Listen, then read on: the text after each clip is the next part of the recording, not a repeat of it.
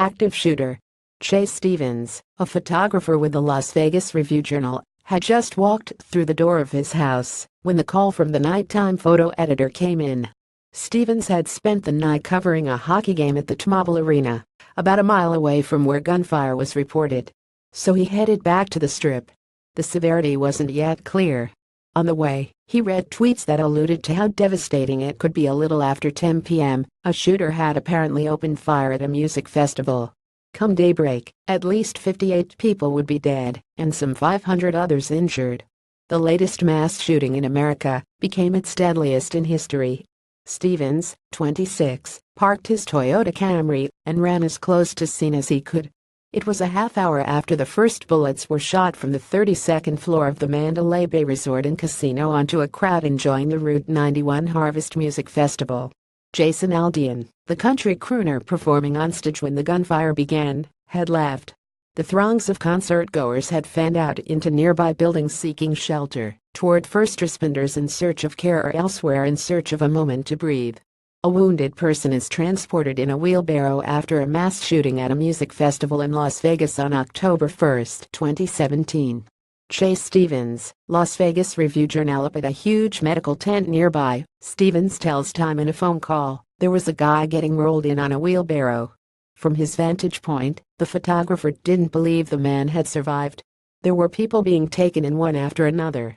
There were ambulances taxiing in several dozens, coming by and picking up people and going. Shortly afterward, Stevens saw a commotion near the New York Hotel and Casino.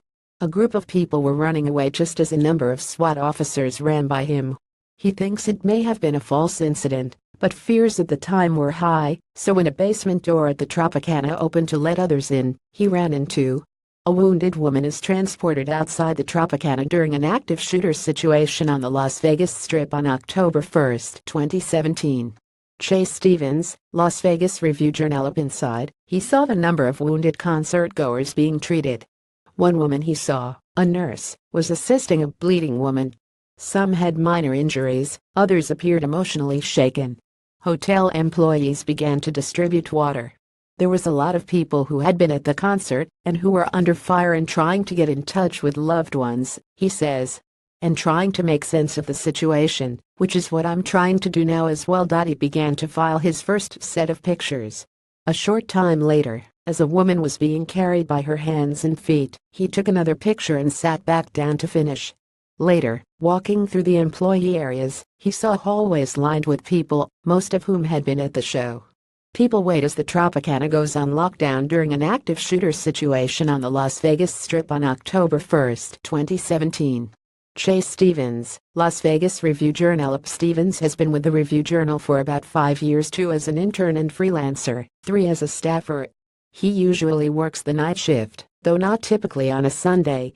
He picked up the October 1 shift to cover the hockey game between the Vegas Golden Knights and San Jose Sharks. Previous assignments have included single or double homicides, but he usually arrived to the scene after an active shooter situation was declared over, not during.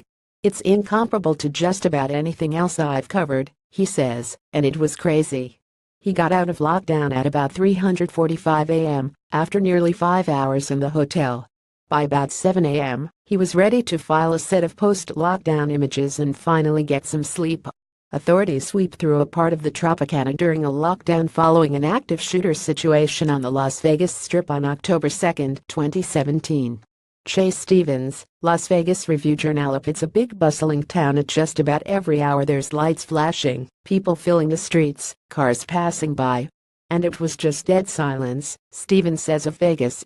It's a place that is a target and that can be very susceptible to a situation like this. After a summer of big events, from hockey games and concerts to the Floyd Mayweather-Conor McGregor spectacle, which he covered, it seemed that all the biggest things had come and gone, and with them perhaps the worries as well.